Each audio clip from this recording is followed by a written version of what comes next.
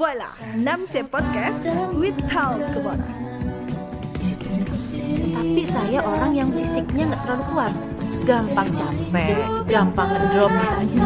Maka kita harus mikirkan itu. Setelah kelas 12, apalagi 12 semester 2, udah telat banget deh kalau menurut saya. Itu harus sudah eksekusi berarti ya, kelas 12 itu.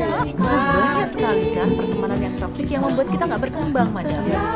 Dan apa yang ingin saya capai atau tujuannya apa kuliah ke luar negeri, kuliah di kampus itu, mau ngapain? Jelas. Stay tuned on 6C Podcast. Halo Sobat Muda Wijaya, berjumpa lagi bersama saya Madam Arni dalam sebuah program acara yang akan mengupas tuntas segala permasalahan kalian bersama narasumber yang keren dan kompeten. Ya, voila, 6C Podcast with Talk about Us.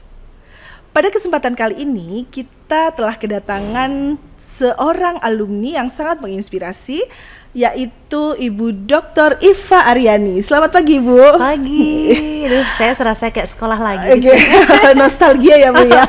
Oke, Ibu Dr. Aryani ini adalah alumni SMA Negeri 6 Yogyakarta angkatan 94 ya, Bu ya? Iya, masuk 91, lulus 94. Oke. Beliau ini adalah dosen Fakultas Filsafat Universitas Gadjah Mada dan merupakan wakil dekan ya Bu ya di sana, dan juga menjabat sebagai Kepala Bagian Hubungan Masyarakat dan Protokol di Universitas Gadjah Mada. Pernah dulu. Oke.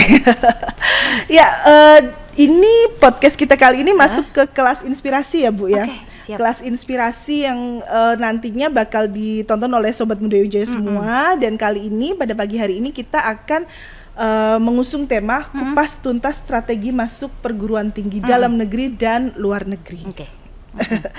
Sebelumnya untuk masuk ke tema pada pagi hari ini ya Bu ya, kita nostalgia dulu nih Bu. Ibu Boleh. dulu SMA di sini itu selama 3 tahun ini ya Bu ya, 3 tahun dulu itu dari 91 sampai 94. Iya. Belajar di SMA itu sebenarnya konsep belajar di SMA dulu dan sekarang, atau itu ada perbedaan atau tidak sih Bu?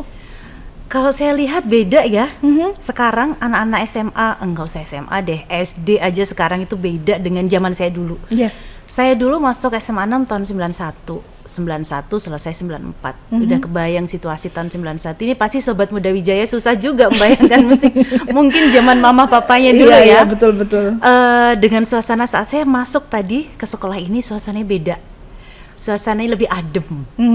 Pelajarannya juga saya yakin lebih beda karena tuntutan zaman juga berbeda kan. Zaman saya dulu dengan zaman anak-anak sekarang. Iya, betul sekali. Gitu. Kalau konsep pendidikan di SMA sendiri menurut Ibu itu memang ya karena berbeda dengan SMK ya tentunya ya. Kalau di SMA itu berarti memang perlu melanjutkan atau tidak Bu menurut Bu Iva? Sebenarnya kalau saya misalnya diundang nih di beberapa sekolah ya, saya selalu menyampaikan begini bahwa idealnya, kita bicara ideal nih, idealnya yang lulusan SMA itu memang harus melanjutkan. Karena lulusan SMA kan dipersiapkan untuk ke sana, gitu, untuk melanjutkan. Beda dengan yang SMK. SMK kejuruan memang lebih ke skillnya. Meskipun di SMK pun bisa melanjutkan melalui jalur sekolah vokasi, ya kan? Sekolah vokasi itu kan juga skillnya nanti yang lebih diutamakan. Termasuk juga sekarang ada sarjana terapan, magister terapan, itu kan juga kelanjutan dari SMK. Tetapi kalau SMA idealnya ya memang melanjutkan pendidikan karena memang dipersiapkannya dari sana. Meskipun juga banyak kok yang misalnya karena kondisi tertentu atau karena situasi tertentu tidak melanjutkan, tetapi kemudian lepas nih berwirausaha atau melanjutkan jalur yang tidak sekolah formal gitu ya, itu juga bisa. Jadi sukses itu bisa dari mana aja. Iya betul, tapi memang idealnya itu kalau SMA itu melanjutkan. Betul. Dan untuk melanjutkan itu tentu saja butuh persiapan ya Bu ya. Banget. Persiapan apa saja Bu itu? Jadi begini Madam. Kalau ketemu dengan teman-teman SMA, dulu waktu saya jadi kepala humas UGM kan selalu sosialisasi ya ke SMA-SMA gitu. Saya selalu sampaikan begini, bahwa adik-adik SMA ini telat kalau mulai mempersiapkan masa depan tuh di kelas 3 atau kelas berapa sih? Kelas 12 kelas ya? 12. Kelas 12. Telat. Karena memang saat masuk di SMA jadi kelas 9 ya, kelas 10 itu sudah harus mulai mempersiapkan saya mau ngapain nanti setelah SMA. Iya betul. Saya mau kemana setelah SMA. Itu yang pertama ya. Jadi sudah mulai mendesain masa depan. Ya. Masa depan kita tuh Sudah sudah harus ada. didesain dulu gitu. Itu yang pertama. Bagaimana cara mendesainnya? Dengan cari tahu. Zaman sekarang jauh lebih mudah dibandingkan dengan zaman saya dulu. Zaman sekarang teman-teman ini masuk ke kelas 10 googling perguruan tinggi, googling semua ilmu ya, misalnya tahu ilmu geologi itu apa sih, ilmu komunikasi itu apa, ilmu filsafat apa, prospek bekerjanya seperti apa, kedokteran teknik rata-rata udah tahu ya, misalnya ilmu-ilmu yang teknologi pertanian itu nanti mau ngapain, kedokteran hewan, peternakan itu mau seperti apa masa depannya, itu sudah mulai di googling, sudah mulai dicari tahu nih dari kelas 10, sehingga di kelas 10 itu sudah menyusun rencana. Oke, saya nanti lulus sekolah mau kuliah di perguruan tinggi ini, di jurusan ini, maka yang harus saya persiapkan apa? Dari A, B, C, D-nya. Oh, saya mau kuliah ke luar negeri, saya pengen keluar ke luar negeri misalnya. Oh, berarti saya mulai kelas 10 sudah mempersiapkan apa. Nah, itu harus dipersiapkan sedini mungkin, Madam. Jadi kalau mempersiapkan masa depan, mempersiapkan kuliahnya itu nanti setelah kelas 12, apalagi 12 semester 2, udah telat banget deh kalau menurut saya. Itu Gitu harus kan? sudah eksekusi berarti ya, kelas 12 itu ya. Oke, gitu. betul sekali. Kemudian menurut Bu Iva, kayak misal anak-anak itu kan biasanya galau ya, mau di dalam negeri atau luar negeri. Misal ngeliat orang kok keren banget ya di luar negeri gitu, mungkin apa aku beneran butuh di luar negeri atau tidak. Itu pertimbangan apa saja sih Ibu yang harus mereka pikirkan ketika mereka memutuskan aku mau di dalam negeri atau di luar negeri begitu? Oke. Jadi sebenarnya nggak cuma dalam dan luar negeri ya, memilih jurusan pun Oh, iya, itu betul. sebenarnya kalau menurut saya ukur baju sendiri. Baju yang menurut saya kalau dilihat temen nih, temen saya pakai baju itu bagus deh gitu. Tapi kalau baju itu saya pakai belum tentu bagus. Iya kan? Sesuatu yang bagus untuk saya belum tentu juga bagus untuk teman-teman. Iya. Maka yang pertama teman-teman Muda Wijaya ini, teman-teman semua itu harus memantapkan dulu apa sih yang terbaik untuk saya. Itu yang paling penting. Jangan sampai memilih kuliah, memilih jurusan, memilih perguruan tinggi hanya karena tren. Circle-nya masuk ke sana, ikutlah ke sana. Circle-nya masuk ke sini, bestie-bestinya nih masuk ke fakultas ini, ikut semua ke situ. Atau orang tua, ini orang tua juga penting kan, Madam? Oh iya, betul sekali. Ini Jadi- podcast juga disaksikan sama orang tua Nah. soalnya. Jadi harus ada wawasan sendiri ya ke orang tua. Jadi nggak boleh tuh orang tua, kayaknya kamu idealnya masuk ke kedokteran deh. Kayaknya idealnya tuh kamu masuk teknik deh. Jadi orang tua yang mendesain. Banyak sekali mahasiswa saya yang tidak cuma di Fakultas Filsafat ya, di UGM itu, yang beberapa itu tidak lancar, bahkan terhenti kuliahnya di tengah jalan karena faktor itu. Karena bukan dirinya gitu loh. Ini Oke. sebenarnya bukan sesuatu yang saya sukai. Jadi yang pertama kita mau memilih jurusan, kita mau memilih perguruan tinggi mana, memilih kota mana untuk kita kuliah, Oh iya, atau memilih negara mana kalau kita mau kuliah. Yang pertama harus ditentukan itu adalah passion kita. Saya suka di situ. Memang itu bidang saya. Ini yang harus digali ya. Jadi benar-benar harus digali, kayaknya saya suka itu. Jadi jangan memilih sesuatu tuh berdasarkan tren. Kayaknya emang trennya sekarang keren deh kalau masuk IT Oh iya, misalnya. betul. Atau lagi musim anak-anak senja, musim mental health, aku pengen psikologi deh. psikologi gitu Nah, ya, padahal tidak. itu nggak cocok Oke, betul, misalnya. Jadi itu dulu yang mesti harus digali oleh teman-teman yang mau kuliah. Oke, untuk menggali passion dan menggali jurusan mana yang bakal diambil oleh calon-calon mahasiswa itu, Bu Iva, apa saja yang mereka lakukan? Harus konsultasikah atau Iya. harus merenungkah atau harus bagaimana ini, Bu? Yang pertama harus literasi banyak ya. Oke, betul. Harus tahu kalau saya kuliah di psikologi itu mau ngapain, Hmm. apa yang harus saya persiapkan, dan apa nanti yang akan saya hadapi. Oke. Itu banyak sekali kita bisa buka literasi dimanapun. Kalau saya mau masuk sekolah di ekonomi, bedanya akuntansi sama manajemen apa? Kalau saya mau masuk Visipol, nanti sosiologi, ilmu politik itu apa? Saya masuk filsafat apa? Masuk teknologi pertanian apa? Itu harus literasi sebanyak-banyaknya dulu. Oke. Itu yang pertama. Googling, ngerti. Dari situ kemudian kita bisa mengukur, kayaknya asik deh.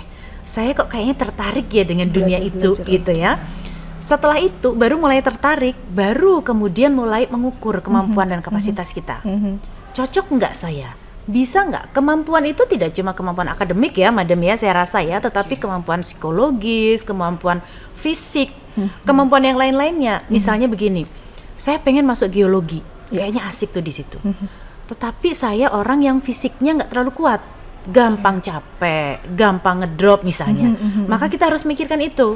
Ya. Karena kita tahu, oh kalau geologi itu nanti keluar masuk goa, naik turun gunung, karena fisik ya, lapangan betul. misalnya seperti itu. Atau kalau enggak, oh saya pengen masuk ke fakultas kedokteran. Ya.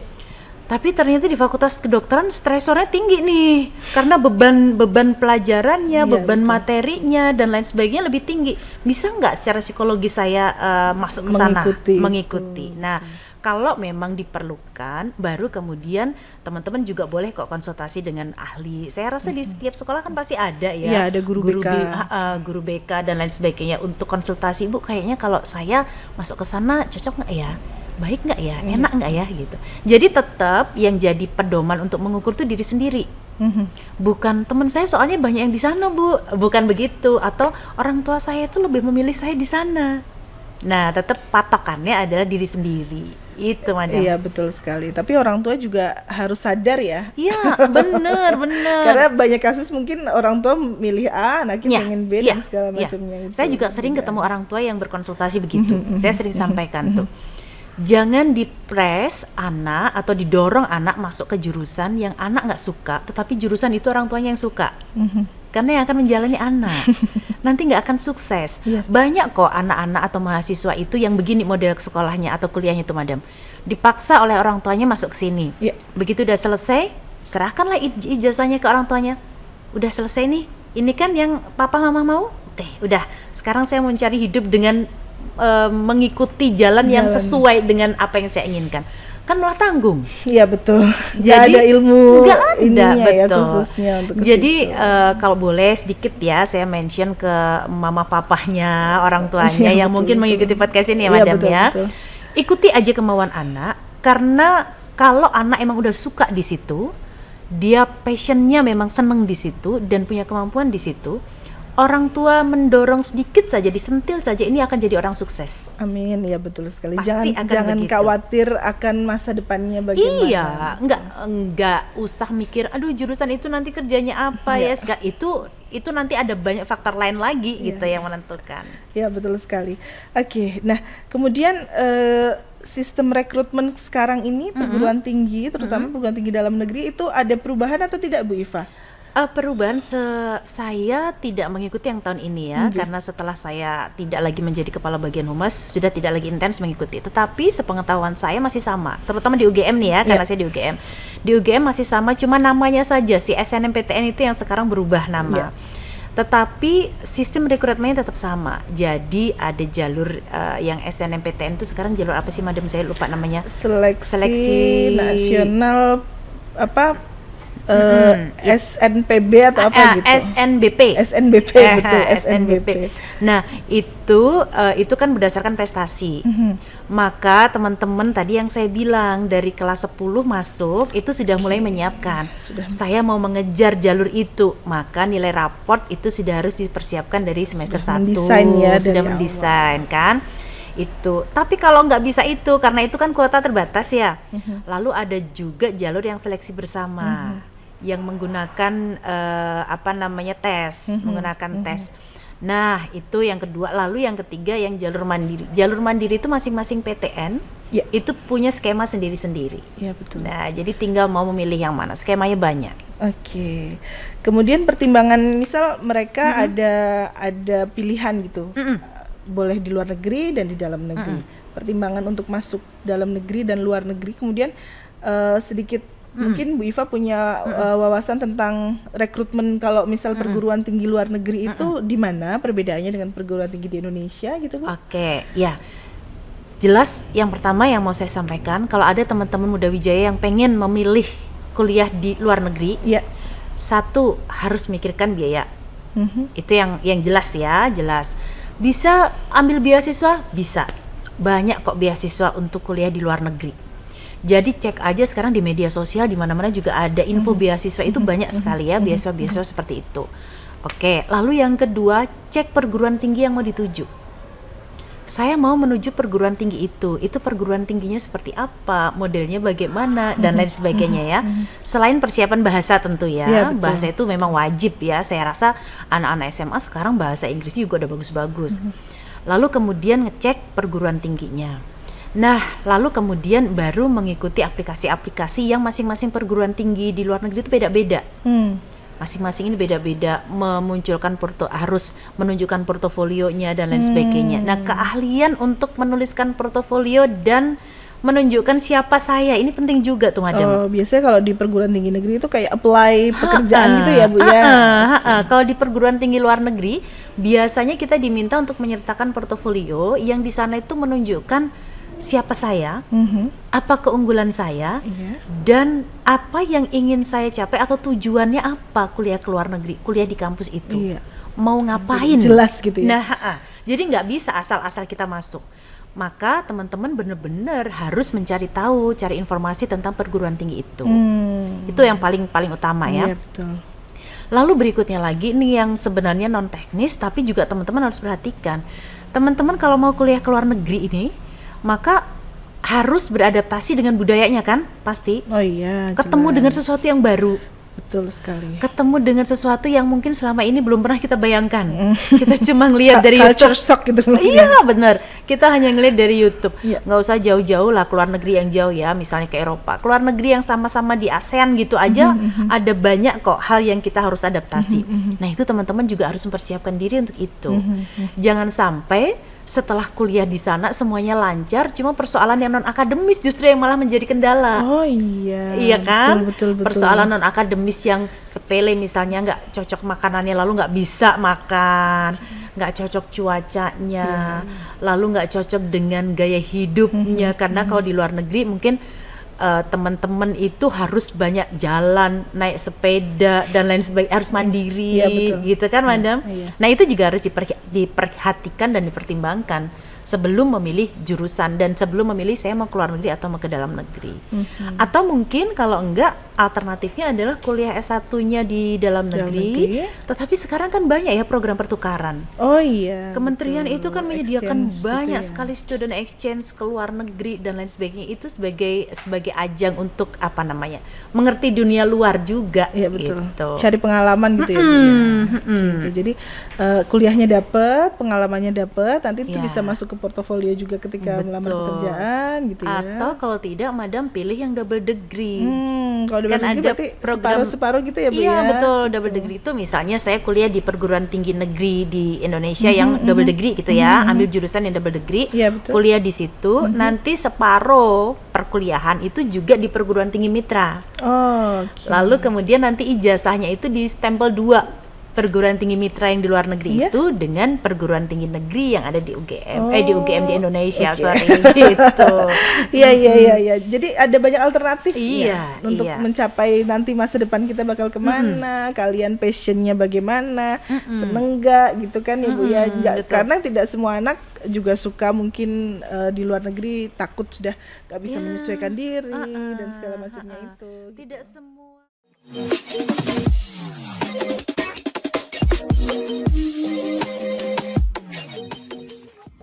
Stay tuned on Namche.